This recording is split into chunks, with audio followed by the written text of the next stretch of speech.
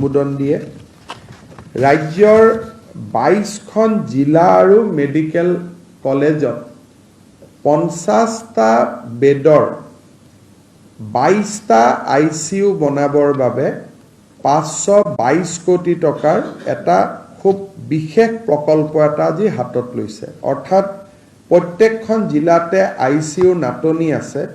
গতিকে 22খন জিলাত আমি একোটাকৈ ICU বনাম।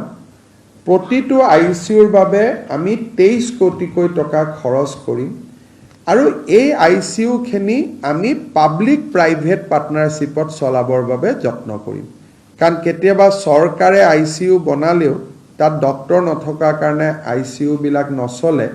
সেইকাৰণে এই ICU খিনি আমি পাব্লিক প্ৰাইভেট পাৰ্টনাৰশ্বিপত চলাবৰ বাবে যত্ন কৰিম। কোনোবা হস্পিটালৰ লগত প্ৰাইভেট হস্পিটালৰ লগত আমি টাই আপ কৰিম।